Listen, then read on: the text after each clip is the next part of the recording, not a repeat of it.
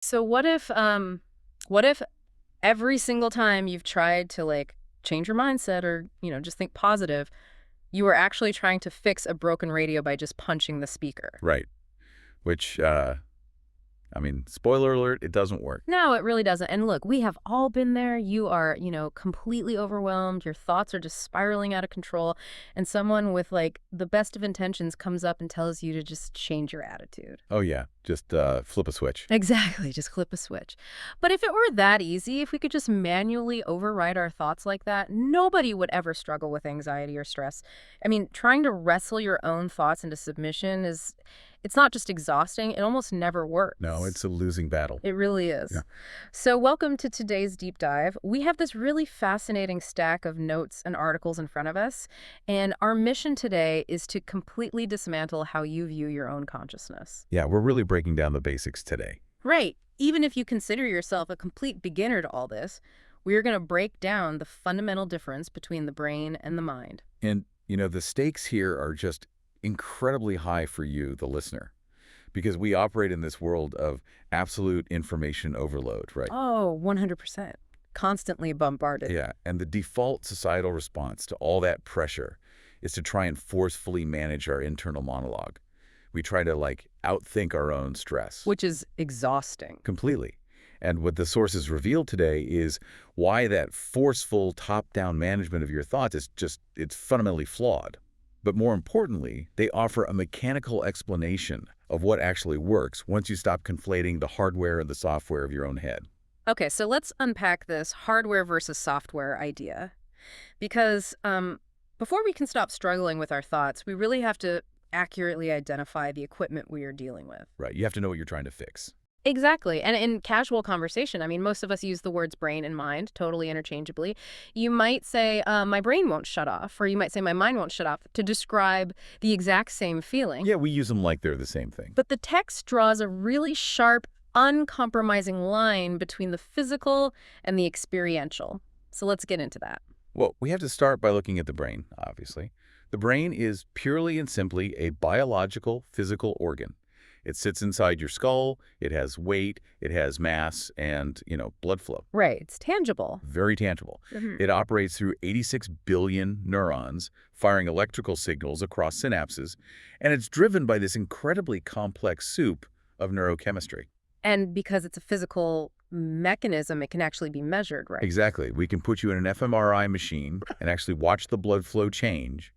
We can measure the electrical output. Mm-hmm. It is the physical instrument. Yeah. Okay, so that's the brain. And then we cross the line into the mind. And the mind is just an entirely different category of existence. Like, if the brain is the instrument, the mind is the music being played. I love that analogy. It's so clear. Yeah, the mind is the actual experience that arises through the physical processing of the brain. So it encompasses your thoughts, your childhood memories, your perceptions of the world around you, your imagination, your sense of self. All the intangible stuff. Right. You cannot put a thought on a scale and weigh it. You can't, look at an x-ray and point to a specific memory of your fifth birthday. No, you can't. Yeah. That distinction, the physical instrument versus the experiential music, that is the foundation we have to build on today. Because if we mix them up. Right. When we confuse the two, we set ourselves up for total failure. Yeah. We tell ourselves, I need to control my thoughts, or I need to force a better mindset. Which goes back to the radio thing. Yes. If we acknowledge that the mind is an experiential output, then trying to control that output directly is futile. You cannot change a sad song playing on the radio by hitting the plastic speaker casing. You're just going to break the speaker. Exactly. You have to look at the signal it's receiving. You have to find out what is actually influencing the music itself. Which means we need to look for the hidden driver. Right. Like, if the mind is just the music, what is deciding the genre of that music from moment to moment? And that's where the framework really opens up. Yeah, our sources introduce a very specific framework to answer this, and it's centered around an acronym, FIA. FIA, which stands for Flowacious Intentional Alignment. It's a bit of a mouthful, isn't it? It is a total mouthful, yeah. Yeah. And wait, let me spell it out because it's spelled a bit uniquely in the text, Flowacious Intentional Alignment. But let's break down that term because it completely reorders the hierarchy of our internal world. It is a unique piece of terminology for sure, Yes. but it perfectly captures the mechanics of what is happening. So, flowacious refers to a state of fluidity. Like going with the flow. Right, moving with the current of your natural state rather than creating friction by forcing things. And then intentional speaks to conscious, deliberate direction. You're noticing where you are rather than just running on autopilot. And then alignment is the ultimate goal, obviously. Exactly. Bringing your physical state and your mental output into harmony. From this FIA perspective, the mind does not operate in a vacuum. It isn't some rogue entity just generating random thoughts for no reason. So what is generating them? It's directly shaped by what the text calls your inner state. And that consists of your autonomic nervous system, your baseline physiological energy, and what they refer to as your frequency body. Okay, I have to push back here for a second because this sounds a little abstract, and I really want to make sure this holds up to the reality of the listener's daily life. Sure, let's ground it. Let's say I'm sitting at my desk, my chest is super tight, and my thoughts are just racing because I have a massive, very real project deadline in 2 hours, and my boss is breathing down my neck. A very common scenario. Right. But you can't just blame my, frequency body for those racing thoughts. The external threat, the deadline, is tangible. How does this framework account for actual real-world problems? No, that is the perfect scenario to test this framework. The external deadline is absolutely real. The boss is real. But the chaotic mental spinning about the deadline, that is not required to solve the problem. Oh, interesting. So the spinning is separate from the problem. Yes, the spinning is a symptom of a dysregulated frequency body. When your boss breathes down your neck, your autonomic nervous system perceives a threat. So it dumped cortisol and adrenaline into your bloodstream. Fight or flight. Exactly. Your breathing becomes shallow, your physical frequency becomes erratic and stressed, and your brain, the physical instrument, registers this chaotic physiological state and translates it into the music of anxious racing thoughts. Wow. So the thoughts are just the mental translation of my physical state. That's exactly it. The thoughts are molded by the body. That reframes the entire experience of anxiety. I mean, it totally separates the actual problem from the noise surrounding the problem. It really takes the pressure off the mind. It does. It implies that the thought, like, I'm going to fail this project and get fired, isn't necessarily a rational, logical conclusion I've arrived at through careful deduction. It is just the sound my mind makes when my nervous system is flooded with stress hormones. Right, because the mind is a reflection. When your body feels grounded and your nervous system is regulated, your thinking naturally becomes clear, linear, and capable of solving that exact same deadline problem without all the panic. Your thoughts are colored by the physiological state. Yes. And the source material emphasizes a specific concept to deal with this, which they call understanding.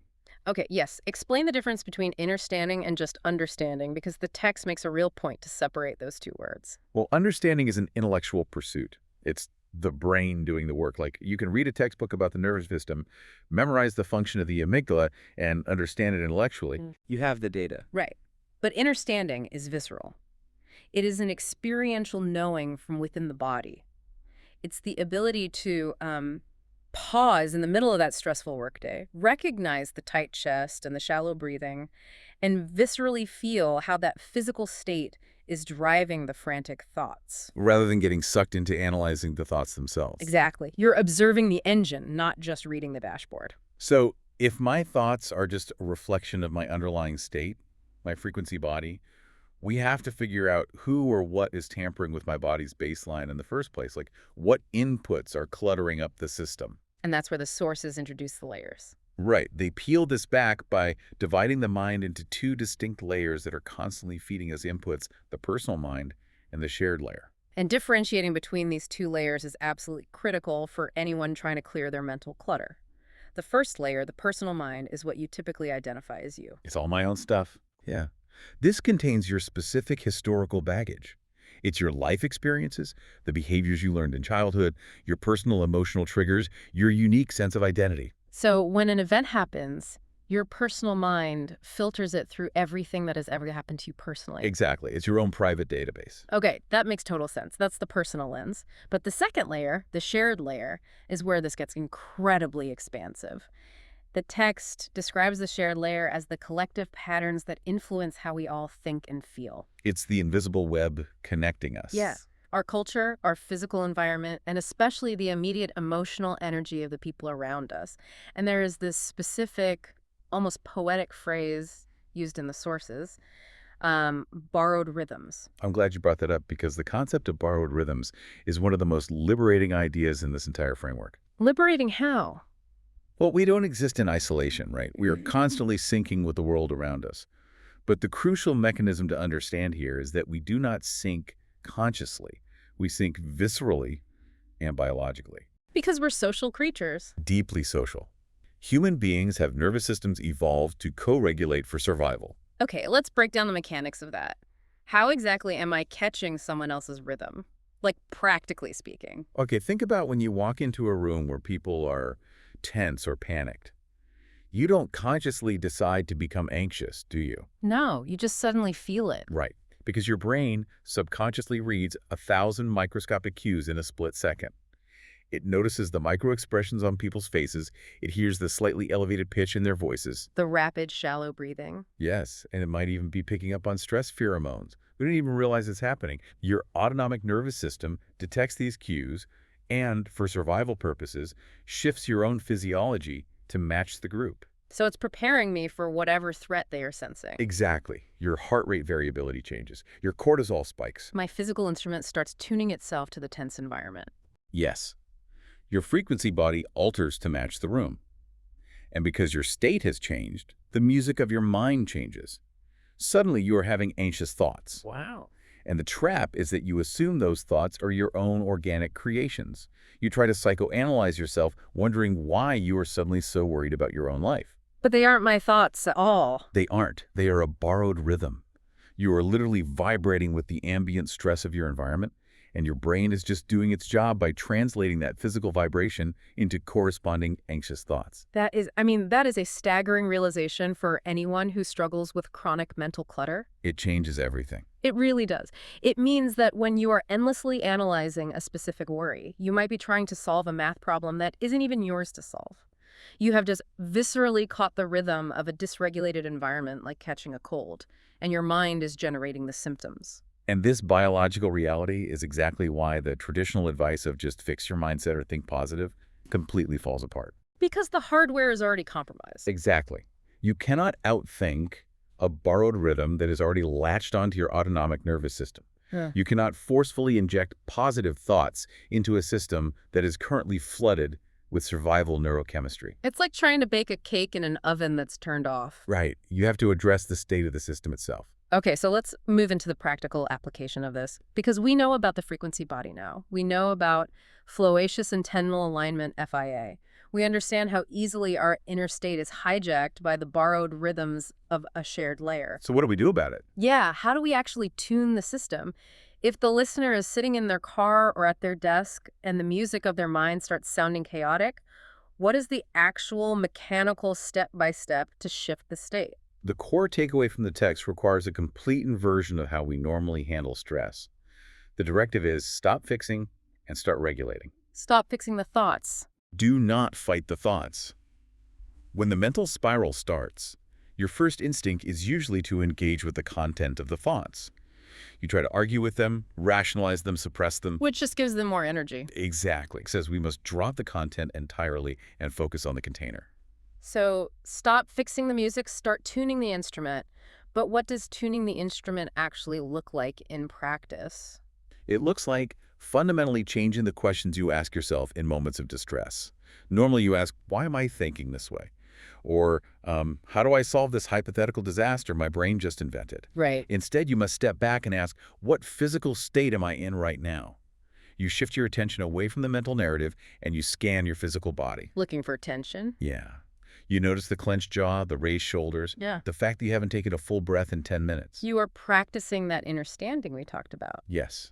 And once you identify the dysregulated state, you take physical action to regulate it. This is where the biological interventions come in. Like breathing exercises. Exactly.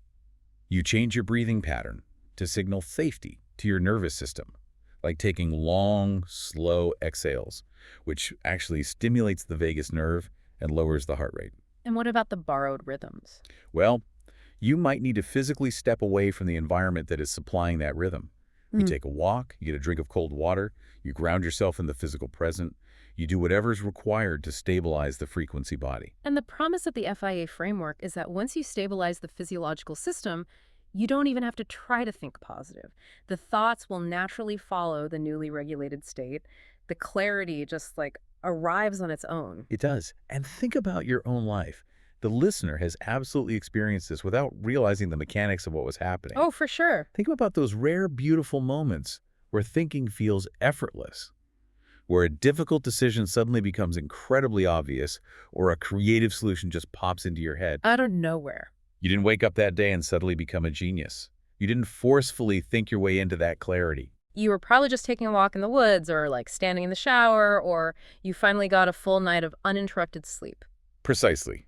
In those moments of effortless clarity, your frequency body was naturally regulated. The ambient static of the shared layer was stripped away. The cortisol dropped. Yes. And when the inner state is naturally regulated, the mind aligns without effort. The music becomes harmonious all by itself. You don't control the mind by force. You create the physiological environment that allows a clear mind to exist. Man, I want to synthesize this entire deep dive into one final master analogy based on the nuances of these sources, because I think this is the ultimate formula to take away. Let's hear it. Think of your consciousness like this. The Yeah. brain is the physical instrument. It's the wood, the strings, the brass, the biological hardware. The mind is the experiential music that comes out of it. It's the melody, the harmony, the dissonance, the software. Right. But your inner state, your frequency body, is the tuning system that determines how the instrument and the music interact. If the tuning system is warped by stress or borrowed rhythms, the best instrument in the world is going to produce a terrible sound. That analogy perfectly encapsulates the framework. It gives you permission to step away from the exhausting mental chessboard. If you feel like you are losing the game against your own thoughts, do not stare harder at the pieces. That's good. Check to see if the board is sitting on a wobbly table. Focus on the foundation. So let's briefly recap the journey we've taken through this material. We started by breaking the deeply ingrained habit of conflating the brain and the mind, recognizing the hard boundary between the physical organ and the experiential output. That's a crucial first step. And from there, we unpacked the framework of flowacious intentional alignment FIA, realizing that our thoughts are merely a reflection of our nervous system's current state. We then explored the mechanics of the shared layer, uncovering how our biology viscerally syncs with the environment to absorb those borrowed rhythms. Which frees us from taking ownership of ambient stress and anxiety that doesn't actually belong to us. Exactly. And finally, we arrived at the practical application, dropping the exhausting fight against the content of our thoughts and learning to tune the physical instrument. We regulate the inner state through breath, movement, and awareness, trusting that the music of the mind will naturally follow. It's a much kinder way to treat yourself. It really is. Mm. Which brings us to the source's final call to alignment for you, the listener. If you have spent years trying to fix your thoughts, reading the self-help books, repeating positive affirmations, Punching the speaker. punching the speaker, but you still feel totally out of sync and exhausted, this is your invitation to drop the struggle entirely. Stop chasing better thoughts. Observe your inner physical environment, regulate your nervous system, and allow your mind to effortlessly flow into alignment. And, if we connect all of these mechanics to the bigger picture, there is one incredibly powerful implication about the shared layer that we really must consider before we go. Oh, yeah. What is it? Well, we established today that human nervous systems are constantly viscerally syncing with the emotional energy of others. We absorb their dysregulation, their stress, their panic. Right. But that biological syncing is a two-way street. The shared layer does not just act upon you. You are actively contributing to it at all times. Oh, wow. Yeah. This raises a really profound question. If you successfully regulate your own inner state and you stabilize your frequency body so that your music changes from chaotic to clear, how might your newly tuned, grounded frequency silently start tuning the minds of the people around you? You become the regulated rhythm that someone else's nervous system gets to borrow. That is an incredible thought to leave on. You don't just stop punching your own speaker, you change the broadcast and you make the whole room sound better. Thank you so much for joining us on this deep dive today. Take a deep breath, check your state, and we will catch you next time.